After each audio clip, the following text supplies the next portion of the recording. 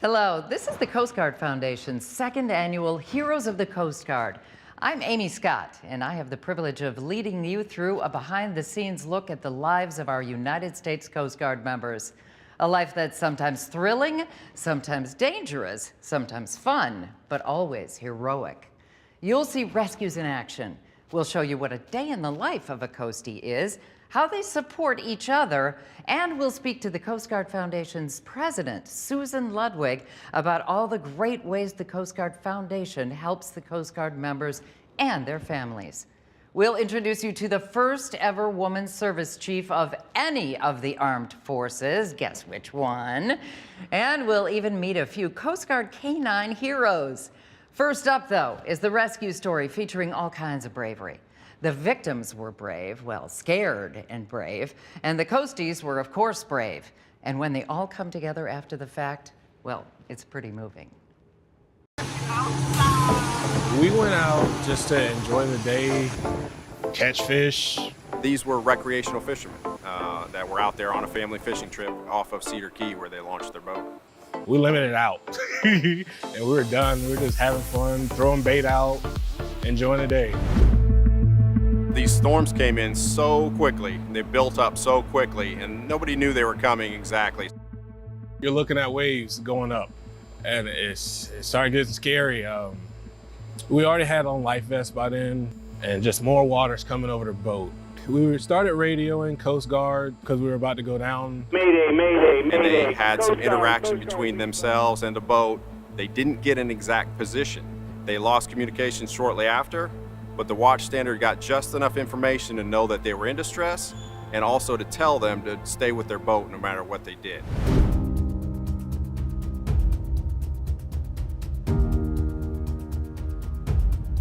And it's flipped, and now everybody's in the water. We're all trying to scramble to get back to the boat. And we're trying to figure out bearings, and a wave come over your head. And you're trying to grab on to anything and everything you can on a slick boat, and it's just like, hold on now, and you're just getting battered by waves coming over your head. And my life vests keep coming off. They were in the water for quite a while. The H-60 and the C-130 launched from Air Station Clearwater in the afternoon, searched overnight. And you're like, okay, who are these guys at? We're screaming, you know, doing everything cold, soaked, running out of faith at this point, you know. We've been praying. They have to navigate around thunderstorms to get into the search area. So it was a good 12, 13 hours of searching overnight with no results because of difficult search conditions.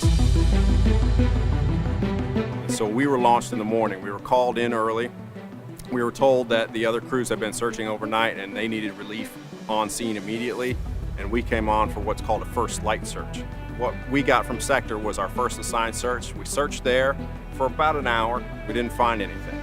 Sun came up, waves started getting a little worse again, but after about 2 hours, I thought I heard like this little buzz noise, and I'm like, no, you know, my mind's been playing tricks on me all night long. It's nothing. We started our own search nearby.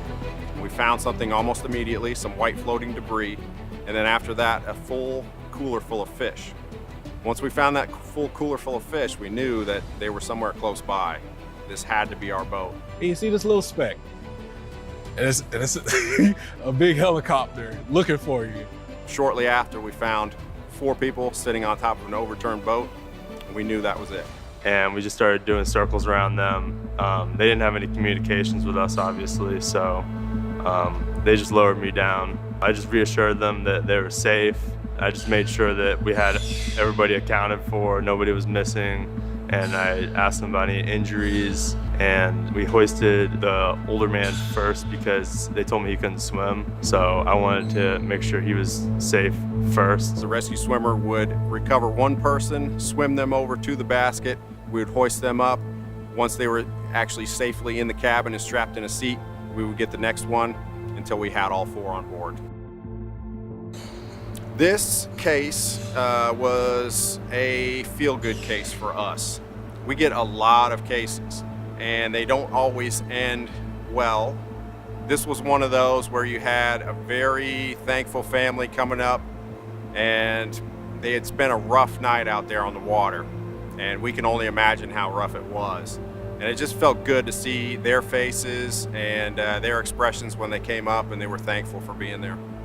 We found them, and it was my first rescue, so I got this big surge of adrenaline, and I was like, wow, this is cool.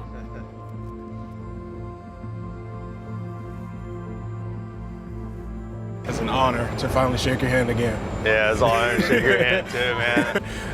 It's great to see you so much, man. Truly, great to see you from again. all of our families, thank you. I can't even think of a word to thank you for even choosing this career. Like whatever in your childhood made you say, this is what I want to do for the rest of my life. I thank that moment, because without you guys, I wouldn't be here today. And in honesty, I'm lucky to be alive. Without Coast Guard, I wouldn't be here today. My family's from Florida to South Carolina. They be missing a family member, a son, cousin, brother, it doesn't matter. Thank you to the Coast Guard. It's truly a gift. Thank you. Being a Coast Guard member can be very dangerous, whether they are swimming to boaters caught up in a storm, chasing illegal drug runners, or saving someone swept up in a disaster like a flood or a hurricane. They signed up for it and they love it, but who takes care of the coasties when their own lives and families are impacted by a disaster? Well, I'll tell you who. It's the Coast Guard Foundation.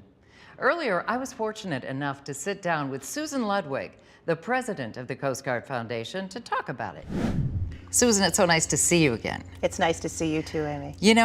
I just found out that the Coast Guard Foundation has been in operation for over 50 years. It was started in 1969. And I'm thinking for people who are just tuning in or maybe don't know that much about the foundation, what would you like them to know? Well, first of all, thank you for this opportunity. It's really such an honor to be associated with this service. The men, women, and children of the Coast Guard are committed to making this world a better place. And in response, the Coast Guard Foundation tackles the toughest challenges facing our heroes. We strengthen the Coast Guard communities by standing with the members where and when they need us the most. We provide scholarships for Coast Guard dependents. We provide education grants to both the Coast Guard members and their spouses. Remember, they're moving every 3 years as well. And in tragedy assistance, it's supporting the Coast Guard families who are facing some very difficult times. With hurricane assistance, it is our emergency assistant program that helps them as their own homes are being impacted. And we also prioritize health and wellness so that our members can remain ready for their assignments and maintain their own physical and mental well-being. Wow, that's all good stuff. So what do you think the next 50 years are going to look like for the foundation? Well, I'm confident, Amy, that as long as there's a United States Coast Guard, there will be a Coast Guard Foundation. We do have our core areas of support in education, relief, and morale, and we work very closely with Coast Guard leadership to uncover and identify emerging needs that they might have. Like what kind of emerging needs? One example is our current emphasis on family resiliency. Times are tough, but so are our Coast Guard members and their families. We plan to broaden our support over the next 50 years to include more Coast Guard members and to deepen the level of financial commitment to each of those members. But we're confident because of the last 50 years, as you mentioned, we have created a strong base in which to grow. We'll hear more about the Coast Guard Foundation's great work from Susan a little later. I know Susan and her work, and you couldn't find a more devoted or capable person to run the foundation. And while we're on the topic of strong women, I'm about to introduce you to another strong woman. In 2022, a new role model assumed command of the United States Coast Guard. Today, we witness a tradition long standing in the United States Coast Guard. Change of command. So I will now read my orders. From Commander, Personnel Services Command to Admiral Carl Schultz. Upon relief of command, detach a report to retirement for the future. Thank you. With those words, Admiral Carl Schultz retired from 39 years of service, and history was about to be made. It is now my privilege to introduce the 27th Commandant of the United States Coast Guard, Admiral Fagan.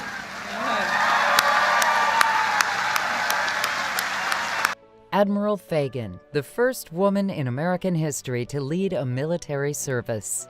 As a teenager, Fagan knew that she wanted to attend the Coast Guard Academy. After graduation, she was off to serve on all 7 continents, Command Sector New York, become commander of 1st Coast Guard District, Coast Guard Defense Force West, and Vice Commandant. She's also the proud mother of a Coast Guard lieutenant. I can't imagine a better mom, a better leader, a better person to serve for, and I'm so honored to follow in your footsteps.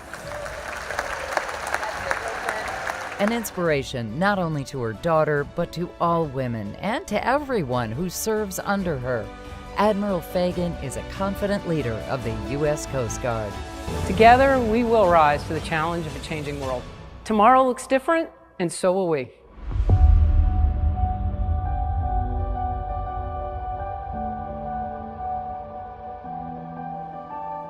So women were first admitted to the Coast Guard Academy back in 1976, and now we've got a woman as commandant. Pretty awesome. You know, the Coast Guard Foundation really steps up for our service members in so many ways, one of which is through its scholarship program. And here's some proof of that success. Hello, my name is Taiwan Lucas, and I am a Coast Guard Foundation scholarship recipient attending Embry-Riddle Aeronautical University in Daytona Beach, Florida. I would just like to thank everyone and anyone on the Coast Guard Foundation Committee for giving me this opportunity to continue my educational journey. Scholarship means a lot to me and my family, so I would just like to thank you, thank everyone, thank anyone behind all of this, everyone in this whole organization. I would just like to say thank you for giving me this opportunity. Go Coast Guard. Coming up, have you ever wondered what it's like being in the Coast Guard? We'll talk to the team that protects the most restricted airspace in our country. And don't forget the dogs of the Coast Guard.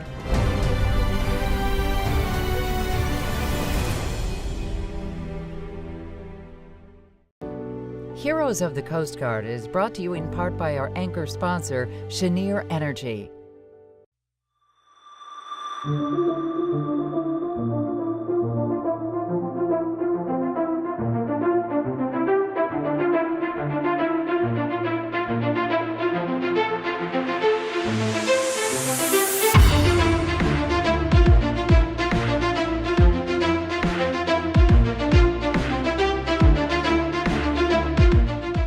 Welcome back to Heroes of the Coast Guard.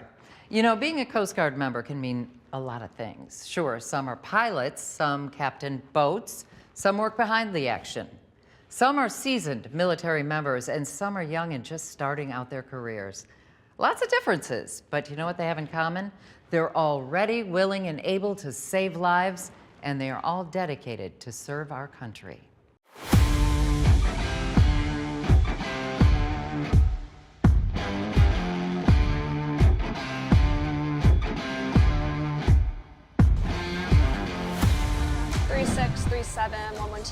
Being at a small boat station, especially here in New Orleans, every day is different, whether it is a search and rescue case an hour and a half away, or we are going to do a cruise ship escort.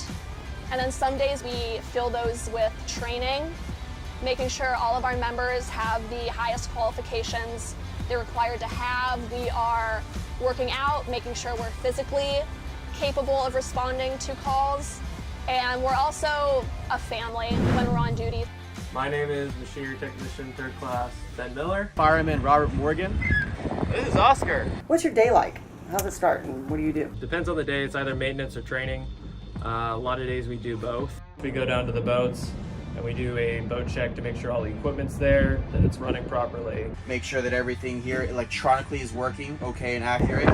Down here I'm checking our oil, our fluid levels. One of our main evolutions is practicing man overboards in case someone falls off. Every day we do a 4-hour patrol minimum. It varies what time. Sometimes it's the middle of the night, sometimes it's in the morning, sometimes it's in the afternoon. Sometimes we'll be doing recreational boater safety boardings to just inform the public. Other times we'll be doing counter drug and migrant interdiction.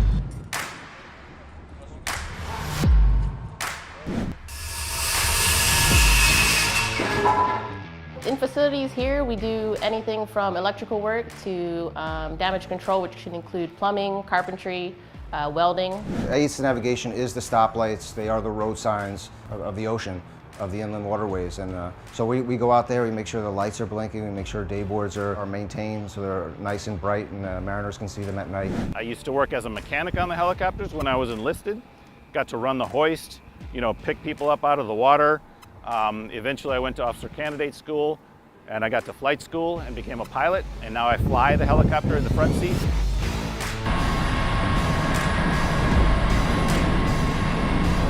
Right now I'm the officer today, so I'm a direct representative of our commanding officer. Roger that. Hit the SAR alarm and pipe primary. Roger. With my information, I oversee like the basic operations of boat movements. Now, primary boat crew make preps to get underway for a vehicle in the water. Turn it up the chain of command, and I give him my recommendations, and then it just goes all the way up to him. Some of the more junior personnel who aren't married live on base in barracks. Think of it as like a firehouse, right? You have guys that are living there with each other. They're grilling, they're cooking, so we eat here, we live here in our temporary duty rooms. You're here, you are here 24 hours a day. You're ready to go at any moment's notice. Always scares you when the alarm goes off, that's for sure. So when the alarm goes off, you have somebody who's qualified to do everything that's going on. So while someone took the call over Channel 16, they're making correspondence with Sector Miami, getting things figured out. You also have an engineer who's going down to start the boat. You've got someone who's opening the armory, getting all the guns ready, things like that. So I'd say everyone here flows together pretty nicely. So we move quickly and we get underway pretty fast. Why did you join the Coast Guard? I got in the Coast Guard to get out there and help people and save people. I was prior Air Force before, so I did 5 years enlisted, and I always wanted to become an officer, and Coast Guard provided me that opportunity. We train for something we do every day. Save your lives. Whew! It's easy to see why young people join the Coast Guard. The excitement, the community, the opportunity to see the world and give back. Coast Guard members are motivated to serve, and to do that, they must maintain their health and wellness. In fact, did you know that staying fit and in shape is actually a requirement for all Coast Guard duty assignments? To help them in this area, the Coast Guard Foundation comes in to provide essential support. Susan, can you tell me, what does the Coast Guard Foundation do to help support the service's morale and wellness, and why is that important? Prioritizing the morale, health, and wellness of our Coast Guard members is crucial so they can remain always ready for their assignments and maintain their own physical and mental well-being while serving at sea or at extended duty stands. While the Coast Guard budget provides resources for some gym equipment, there remains a gap, and we step in to fill that gap with things like exercise equipment and outdoor rec pieces, both at Coast Guard stations and aboard Coast Guard cutters. Wow. So that's great for the Coast Guard service members, but what about morale for the families of the Coast Guard members? We have, Amy, created recreational spaces at their Coast Guard locations so that these families can gather together and really build a community for themselves. That's nice. We're learning so much about how important managing stress is. Being active is one way, so is taking the family out for a nice day off. The foundation partnered with the Armed Services YMCA San Diego so families could spend quality time together doing something just a little different.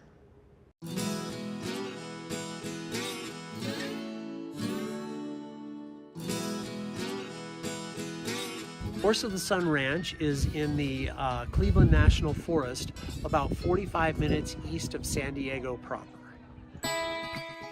Family day. Today is a family day for the United States Coast Guard.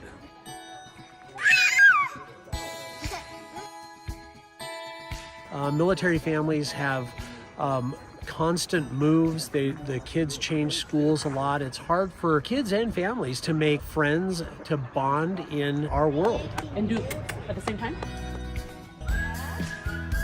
And this is a good way for them, you know, people with a common background to come together and enjoy each other's company.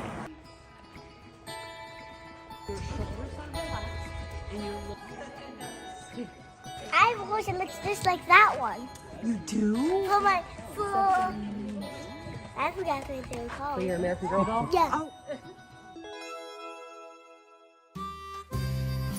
Yeah, this is such great for family bonding, being able to be with other coasties and have this experience together. You can leave the rank at the door and just enjoy other families that know what you live through and know what you work through, and whether you're sharing it with your immediate family or other families, it's a fun opportunity for a jump out. This is so cute.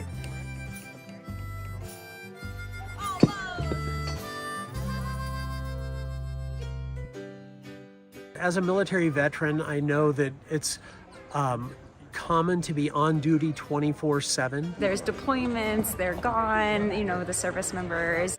We don't get to see each other that often. Yeah.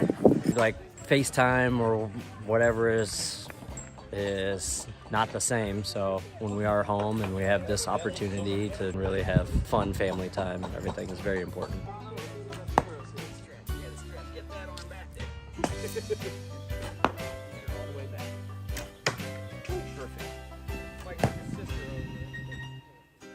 Yeah, the only thing on the schedule is lunch at 11:30. So you don't want to be late for that one.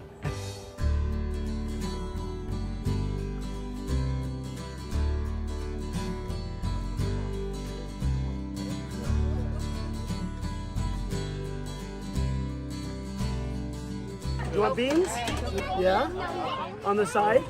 On the side? Sure? One bean? One bean? Okay. Yeah, okay. Ketchup, mustard? Whoa. I'll do the chicken and the ribs. Okay. It is lovely. I like just being able to talk to people and connecting. And it's a place where families can come together, sit in the shade together, and get to know each other again.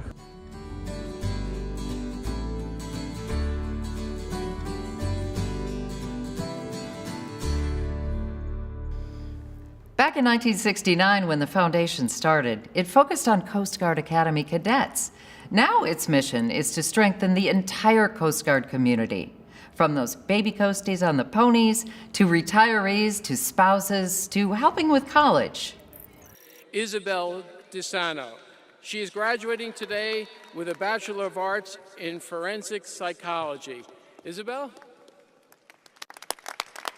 Speaking on this stage is an honor and a privilege that would not be possible without the love and support of several individuals.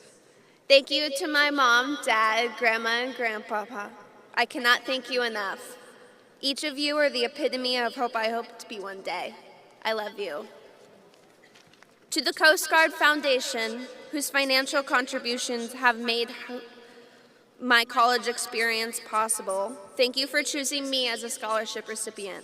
I would not be the person I am today without the use of Coast Guard, and I would not trade anything for the honor and privilege I learned from being a military child. Coming up, we'll fly with the Coast Guard over protected D.C. airspace.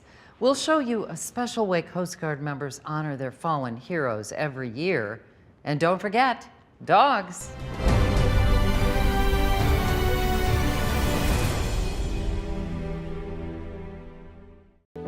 Heroes of the Coast Guard is brought to you in part by our anchor sponsor, Bollinger Shipyards.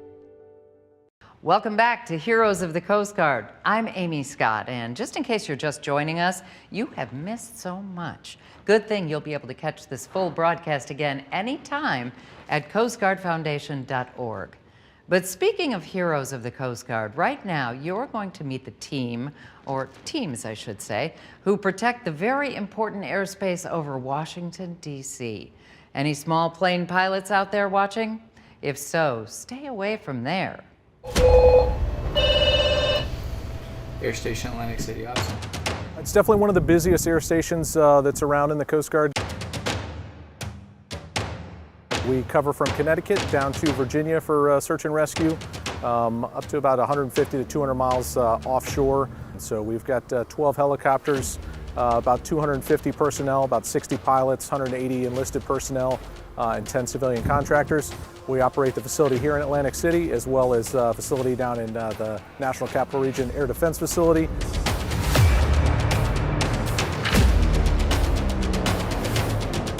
We have a lot of search and rescue cases both in New York Harbor, along the Hudson, down in D.C., along the Potomac, So it's congested airspace, it's challenging conditions with nor'easters and everything else.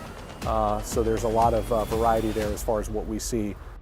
Recently I was a part of a difficult case, a nighttime case. There was 2 mariners aboard a sailboat. They hadn't done anything wrong. This wasn't that they got themselves in trouble. Their boat simply broke in bad weather conditions. It wasn't forecast. None of this was forecast to be a third of the intensity that it was. The waves were going over the boat entirely. At one point we got hit with such a big one, it actually tossed me and I felt the steering snap at that point. It's like inside the cabin of the boat getting like tossed back and forth because we have absolutely no steering. Oh, yeah. And in this time, he calls the Coast Guard. U.S. Coast Guard, do you read me? The initial call that we got is that there was a vessel that was aground and being pounded by the surf, and these people were in immediate distress. Each wave, you would feel the boat get like lifted slightly and then just hit again and again. And at this point, we call the Coast Guard again and we're like, we're not moving. My position is 39. As I made my way to the command center, the last word I got was that they were possibly going to abandon ship. And with the weather conditions as they were, it was essentially a nor'easter or like a wintertime tropical storm is what it felt like. That really increased the urgency for us to get out. We were airborne in 18 minutes. Yeah, they were definitely fast and I'm thankful for it. When we arrived on scene to where we believed they were, it was very difficult to see anything. Thankfully, we had communications with them on the radio. They explained that their situation was dire, and we were able to quickly expedite our operations and deliver the rescue swimmer. My cousin saw a video of us being airlifted and she's like, oh my God, isn't that scary? And I'm like, actually, that's the least scary part because the Coast Guard has gotten there and you know that you're safe in that moment. It's a really humbling feeling to be rescuing somebody from those bad conditions, to get them back. And nothing feels better than when you get the high five or the handshake or sometimes a hug saying, you know, thank you, I don't know if I'd be here without you. The Rotary Wing Air Intercept mission came to be after 9/11 when the government realized they needed to have a more protective bubble around the airspace here around DC. The National Capital Region Air Defense Facility, where we are here, is a satellite unit of the air station in Atlantic City. So we technically work for them, even though here we work primarily for the Department of Defense.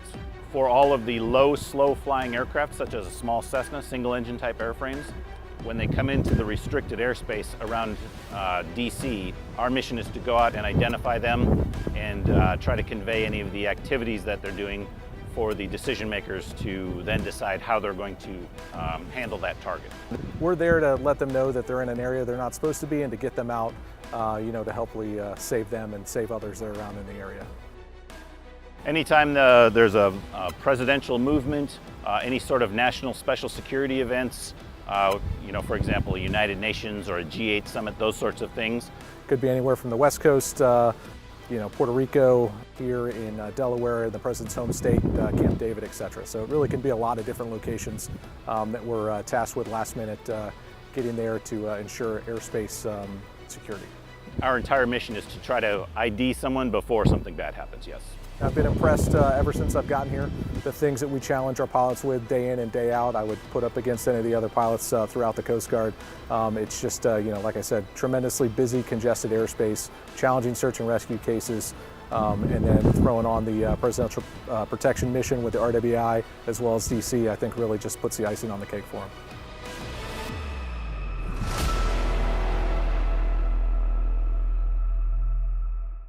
As we all know, weather can be dangerous. Floods and severe storms keep the Coast Guard men and women very busy, and hurricane season is intense.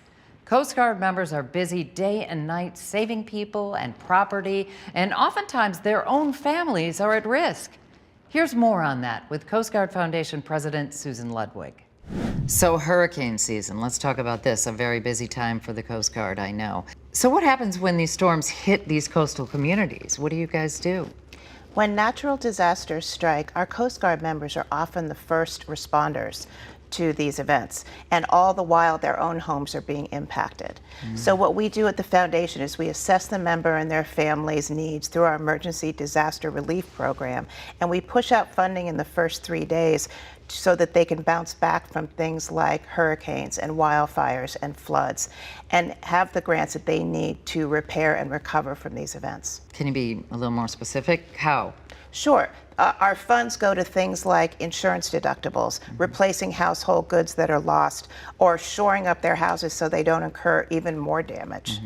We've all seen the footage of the flyovers during these storms, Amy, and you've seen roofs ripped off, and you've seen trees impacting cars and homes, and people walking through their homes in feet of water. And just imagine yourself as a Coast Guard member. So you're out there rescuing people and delivering people to higher ground while you know that your home is also being impacted. That's what the Coast Guard Foundation is doing. We are standing by these people, we are saluting their service, and we're ensuring that they know that there is help on the way. That's great. During difficult times, we're reminded of just how heroic Coast Guard members really are. Our fallen heroes, the ones who've made the ultimate sacrifice for service, are not forgotten. As a tribute to those who have fallen, the Coast Guard Foundation hosts Run to Remember events, where everyone is invited to participate and to reflect on the heroes who have been lost.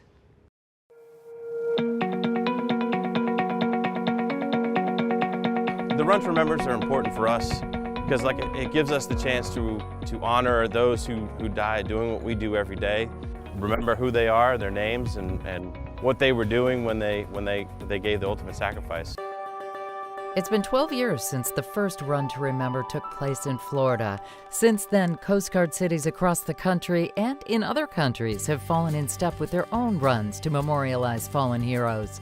The runs have evolved into other fitness events to raise money as well, from rides to remember to workouts to remember. There was even a climb to remember. The Marine Safety Unit Texas City hosts the area Run to Remember here in honor of two shipmates that we lost. Senior Chief Pavini and Chief Bloom were Coast Guard Marine inspectors who were killed conducting an offshore inspection of a vessel when their helicopter crashed. Thank you for letting us be a part of something that my grandfather loved so incredibly much. My mom used to say that as much as he loved my grandmother, he told her that he loved the sea more. I don't know if I believe that, but that's what he said. My husband James would be thrilled. He was very involved with remembering those who had gone before. Whenever a family member passed, he would organize a salute and take the guys down there for it. It was important to him to remember. So it's an honor that they're remembering him. This is not a solemn event, this is a remembrance event. Everybody thinks that when you talk about people who've passed away or passed on that it's a solemn event, but honestly, for me, it lets me know that you remember them.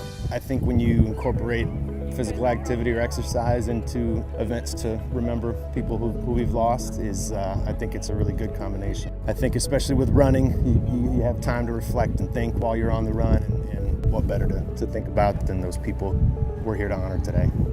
All money raised through donations and sales of these memorial t-shirts goes to the Coast Guard Foundation's Tragedy Assistance Support to help Coast Guard families who lose their Coast Guard hero.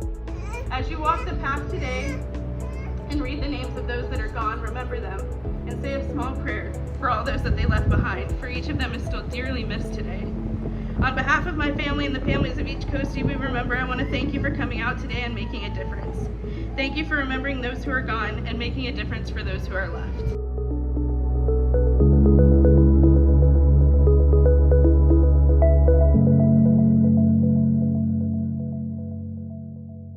Here's one of those shirts right now. Now you can get one of these of your own at coastguardfoundation.org. These t-shirts are generously supported by our corporate sponsor, Leidos. The Foundation's scholarship program has invested more than $6 million into the futures of our Coast Guard kids so they can earn their college degrees and go out and do good in the world. Here's a note of thanks from another very appreciative recipient. Hi everyone, my name is Jessie DeLava, and I want to extend a sincere thank you to the Coast Guard Foundation and the Boatwright family for their generous contribution to my education. One of my main goals throughout college is to avoid taking student loans.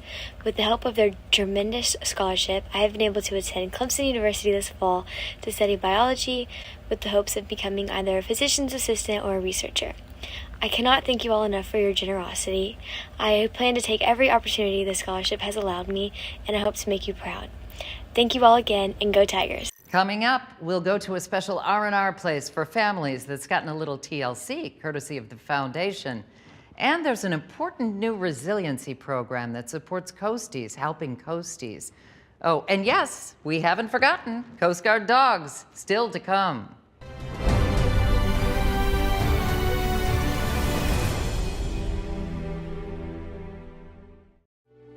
Thank you to our anchor sponsors, ABS, Harvey Gulf,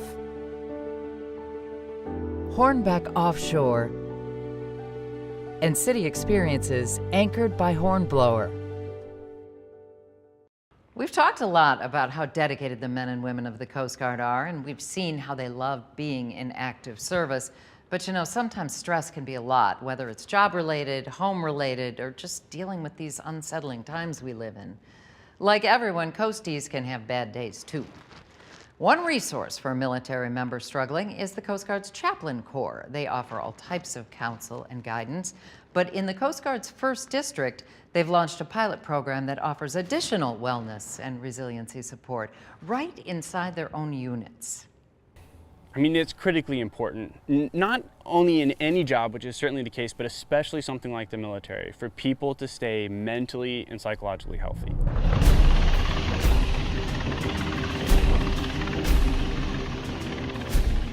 I mean, this job can be quite demanding, right?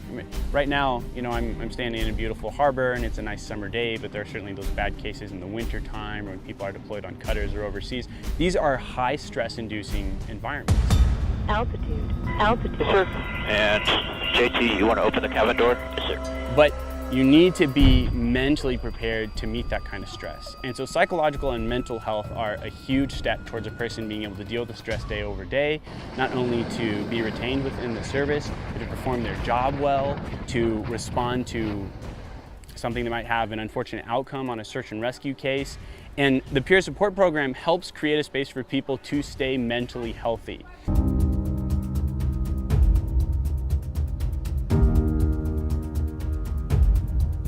So the idea behind the Shipmate Support Peer Program is to empower members at units to be a listening ear and an expert referral for their shipmates in distress.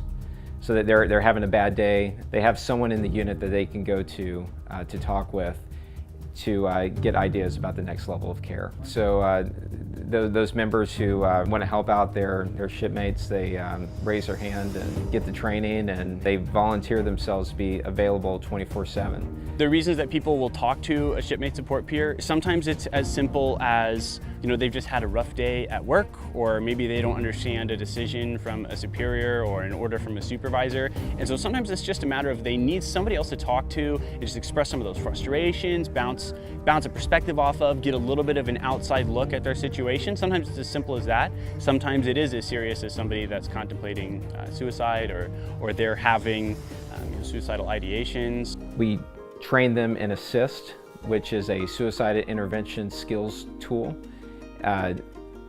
ASSIST teaches people how to listen and to hear the story and to help get that person who's having suicide ideations to that next level of care. I have been able to apply ASSIST in a couple of specific instances. So I joined the Coast Guard to save lives, and that's what attracted me to this branch specifically over all of the other branches. I love that core mission of this branch of the military. And the Shipmate Support Peer Program is another way to extend that mission, except now it's to people that we're even closer to, which is our very own shipmates. So if we can't take care of each other, then there's no way we're going to be able to take care of people out there on the water that are in distress. All of us need to be ready when it comes to our physical health, mental health, and spiritual health. So programs like the Shipmate Support Peer and and having groups like the CG Foundation to provide that support to empower us to do more for our individuals really goes a long way in helping us execute the mission we're called to do.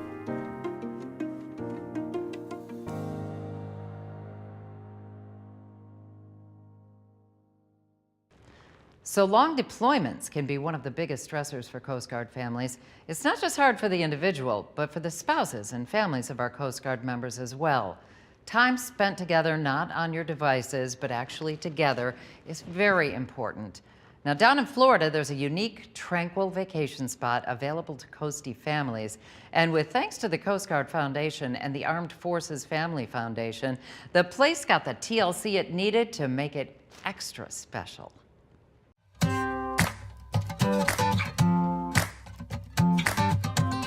As Coast Guard men and women, we are away from our families a lot. Sometimes that's a couple hours, sometimes that's across a continent or across the world. So the times that we get to spend together, though rare, need to be special, right? So it's about quality, not quantity.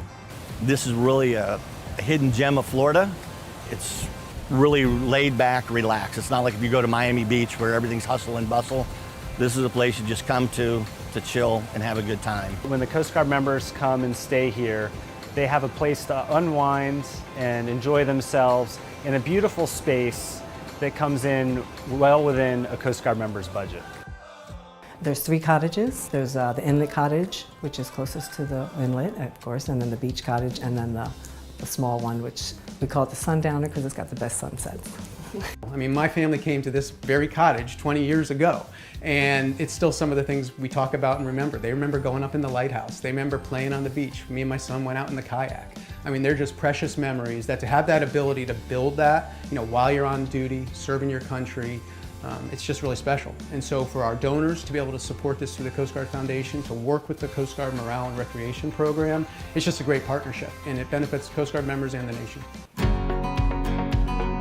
The Hillsborough cottages were built around 1900 to house the Hillsborough lighthouse keepers. After the full automation of the lighthouse happened in the 40s, the cottages were given over to the Coast Guard's Morale, Wellness, and Recreation Department, who made them available for our military members and their families. They've been maintained over the years, but at a minimal level, so there's a lot of work that can be done to an old building. We've painted everything, and then that kind of opened up the next thing, which was, okay, we need bathrooms, we need closets, we need doors, we need walls, we need everything. But the Coast Guard Foundation funds allow us to go that step above.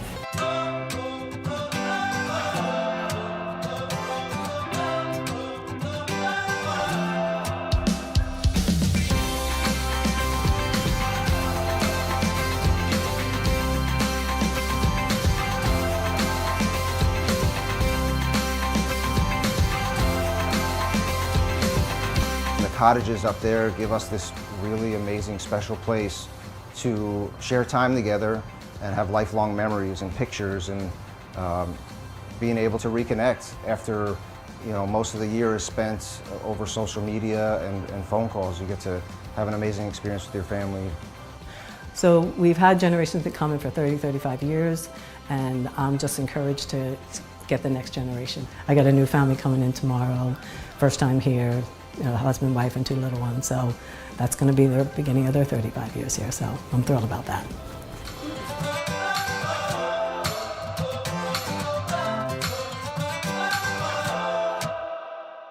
Another way the Coast Guard Foundation really makes a difference for our Coast Guard servicemen and women is by honoring them at events around the country.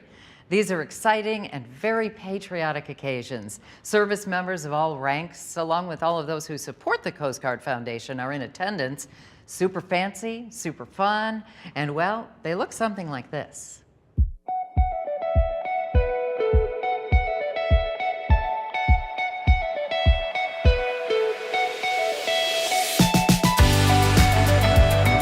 Every year, in locations all across the country, the Coast Guard Foundation invites industry leaders, civilian supporters, retired and active duty military to come together to pay tribute to the brave men and women who serve in the United States Coast Guard. These events are important for a lot of reasons. First and foremost, it gives the local area a chance to meet the Coast Guard, who they may or may not interface with, but understands the Coast Guard to a certain degree, but gets to understand them a lot more. It's nice to meet everybody. You know, especially to see all the people supporting the Coast Guard. Just nice to get all the perspectives about what we do and kind of explain how we do it. And their commitment tends to increase and grow the more they understand the Coast Guard. I work for the Seafarers House, and we have a lot of support of the Coast Guard, and any activity that we can do for or support, we support each other, so it's important to us. Prior military myself. I've spent 21 years in, and this is my second career. And I can't do enough for the military because people like this couldn't do enough for me when I was deployed. You know, whatever comes around goes around, and it's my time to give. I'm just excited to be here. You can sense by the energy, the atmosphere, how electric it is. It should be a great night.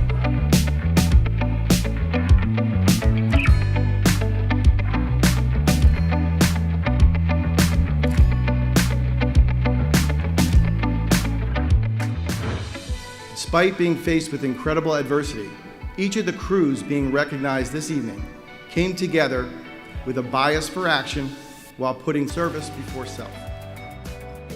These dinners are a way of recognizing these enlisted people that work really hard to do great things, and it gives them almost a affirmative sense of why I joined the Coast Guard. Being recognized at a dinner like this kind of strengthens their commitment to the Coast Guard. Thank you, Admirals, thanks to Tom and the amazing folks at the Coast Guard Foundation. Thank you so much to all the sponsors here for the Coast Guard Foundation event. It's, you know, the Coast Guard Foundation does so much for us. That's the workforce that your work and generosity helps to support.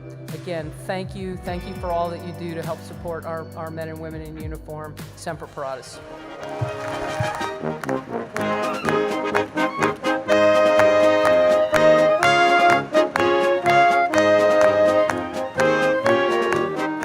Another good thing about being a Coast Guard member, you never have to stress about what to wear to a formal event like that, right?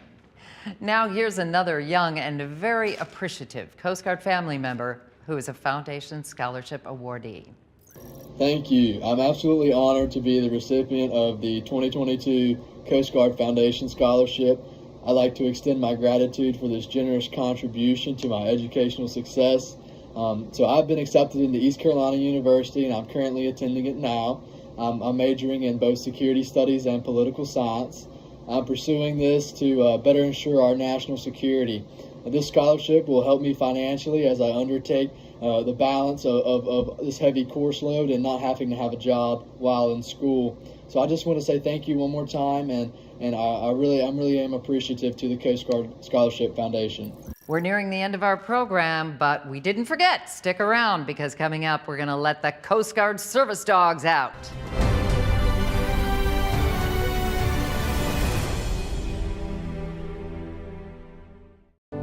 Thank you to our anchor sponsors, L3 Harris Technologies, Leidos, Auto Candies LLC, and HII. Welcome back to Heroes of the Coast Guard. Did you know that dogs are essential to many Coast Guard missions? They work hard, and morale dogs provide companionship for Coast Guard members who are standing the watch.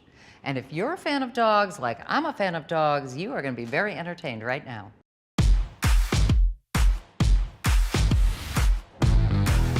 Look at these faces. These are some happy dogs.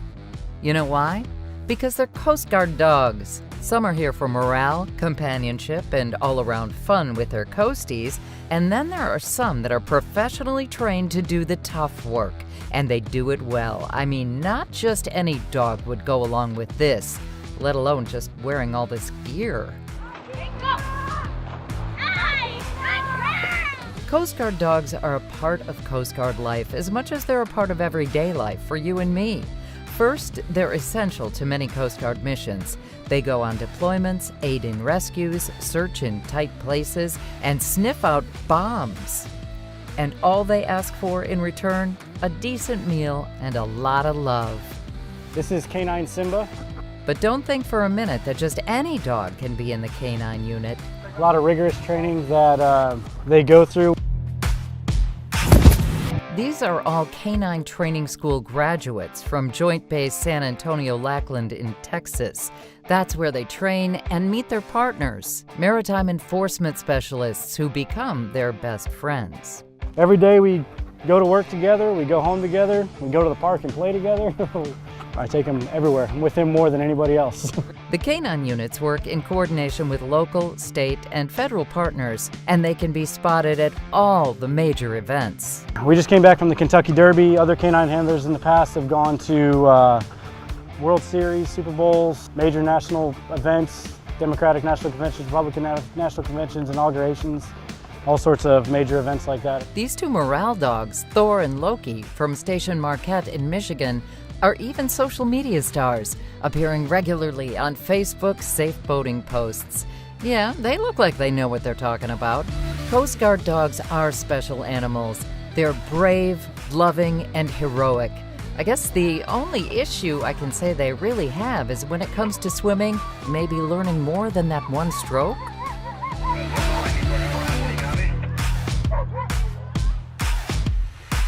The Coast Guard Foundation is working with the service to build a memorial at Base Alameda to honor Coast Guard service dogs. The effort was led by Coast Guard Foundation Director Fred Brodsky, and many more donors who love dogs answered the call to ensure we create a lasting legacy for the Coast Guard's most faithful companions. So thank you to the United States Coast Guard, and thank you for watching. And before we go, here's a little more with Coast Guard Foundation President Susan Ludwig. Susan, what fuels your work? Amy, of all the things that we do and all the support we give to the Coast Guard members, it's all fueled by our Coast Guard Foundation supporters. They give each and every day to our Coast Guard mission, and they believe in our vision, where we see a world where each and every Coast Guard member has the resources they need to succeed throughout their lives. And is there anything else you'd like to say? Thank you, Amy, for this opportunity. I would just like to say thank you. Thank you to the entire Coast Guard Foundation community, our supporters, our Coast Guard members, and their families. Thank you for showing up for the United States Coast Guard and for our nation.